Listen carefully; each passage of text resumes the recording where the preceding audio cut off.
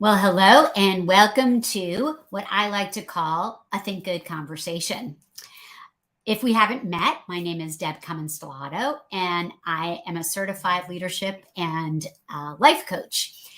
And I work specifically with nonprofit leaders in unlocking the potential of themselves and their organizations. So today, I wanted to spend a little bit of time talking about a topic that needs to come back on all of our radar screens, and that is around strategic planning.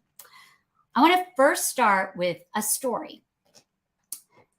Yesterday, we had some folks in our home that were helping us with some electrical issues. And one of the issues that we had was the fact that the light in our closet was really, really dim. As a matter of fact, every time I walked into my closet, I felt like I was in sort of a disco show.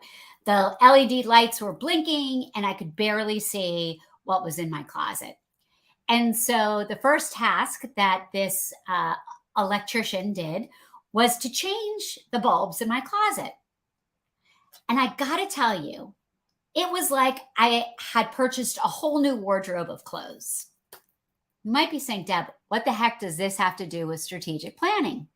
Well, what this has to do with strategic planning is that having a clear strategic plan, or a future strategy, as I'd prefer to call it, is like turning the lights on and getting 4 bright new LED lights in your organization. All of a sudden, you're going to be able to see things in a totally different way with much more clarity than you could ever imagine. And so I wanted to share that story with you as we embark upon this conversation about what does it mean to rethink strategic planning or embark upon vision planning or vision casting, as I like to call it.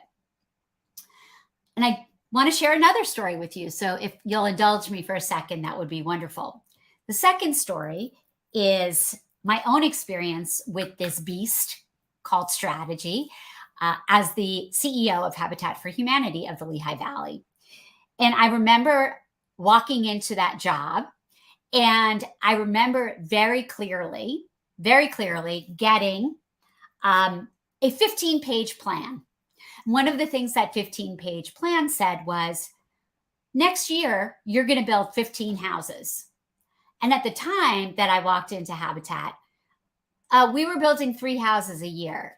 And I was pretty darn sure that we weren't magically going to get to 15 houses in a year. And the first thing I did with that plan was what most of us do with a strategic plan when we're in a nonprofit leadership position, is we very kindly put it in the back of a drawer thinking we'll get back to it. And so what I've done is created a proprietary model to look at future visioning, or formerly known as strategic planning, in a different way. What does that look like? So the first thing, the first point about this is that it starts with assessing leadership. So my approach is a pyramid. And at the bottom of the pyramid is assessing the strength of the executive director or CEO and the leadership capacity of the board. Because here's what I know for sure in my consulting practice and in my coaching practice is, without strong leadership at the foundation of vision casting, our plans have very little opportunity to be successful. Let me say that again. Without really strong, really solid planning at the leadership level, it is very hard to execute on a strategic plan. So when somebody comes to me and says, Deb, will you do our strategic planning? I say, well, I do this a little bit differently. And if you're curious about it, let's start with looking at the capacity of your leadership team. So we start with assessing your team. We start doing some work with the CEO, executive director, doing a 360 evaluation of their leadership through something called the Leadership Challenge. And then on the other side, I really focus on seeing what the board support is for the leader and their interactions among themselves. So the first point in vision casting is to really do this assessment of where you currently are with leadership and gathering as much information of that as possible. The second piece of this model is about getting aligned, getting your organization, and that includes your CEO and includes your full board and includes your staff and includes lots of other stakeholders around finding alignment between personal values, organizational values, and the mission that you have. How true is it for you that you as a leader may not even know what the mission statement is of your organization? You might be completely clueless as to what that looks like. Again, you might have put it up on your website. You might have done that before COVID, but if you're not looking and not doing this heavy lifting around values and mission, you're going to have a misalignment happening. And when there's misalignment present, it becomes very, very hard to execute successfully on any planning process. So again, the work that I do with my clients is to help them have those courageous conversations and to think courageously and to work through and have the difficult conversations about how is the alignment going? Are the board and the leadership on the same team? Do stakeholders buy in to the values and the vision and the mission of the organization? Again, once we do that, and it might be in small groups, it might be through interviews, we take a lot of information, and then we're able to move to the next step. One of the things that I do that's a little bit unique in this process is to provide my clients in this format something called the ICAT. The ICAT is an incredibly powerful capacity building tool that I am trained in and that I've done a lot of work with. And the ICAT essentially gives us a snapshot of what's going on in the organization. And it really looks at leadership and capacity building.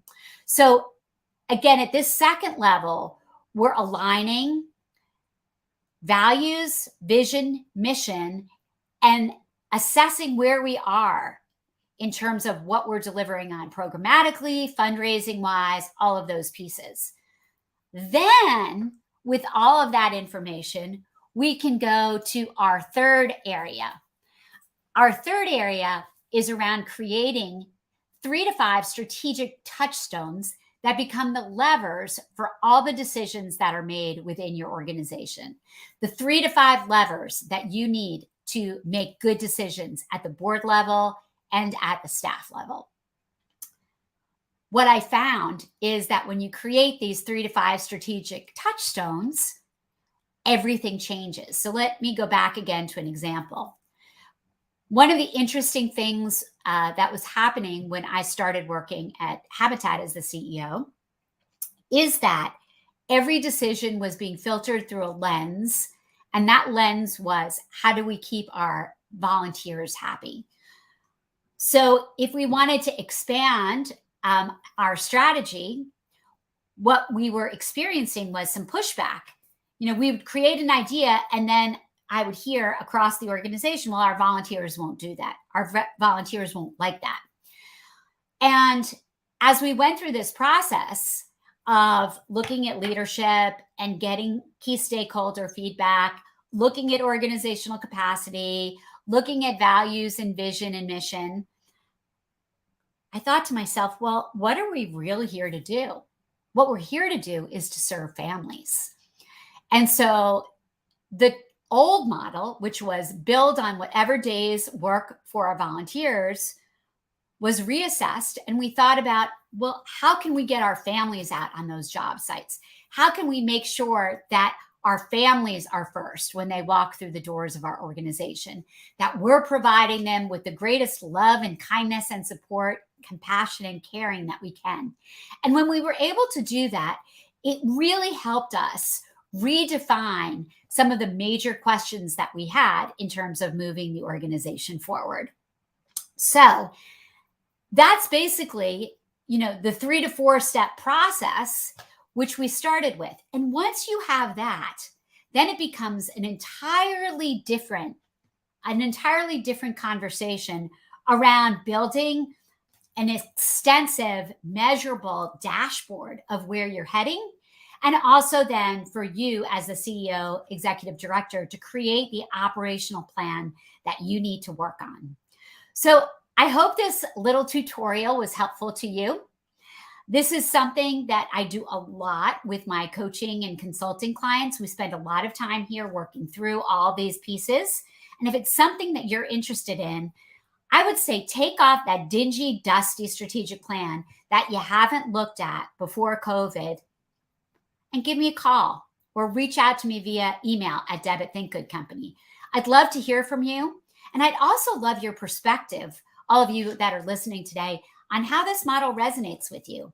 Is it something that you can see as being impactful for your organization? I can't wait to connect with you and come back here and find us as we take the courage and the time to think differently and to think courageously. Take care and have an amazing, amazing day.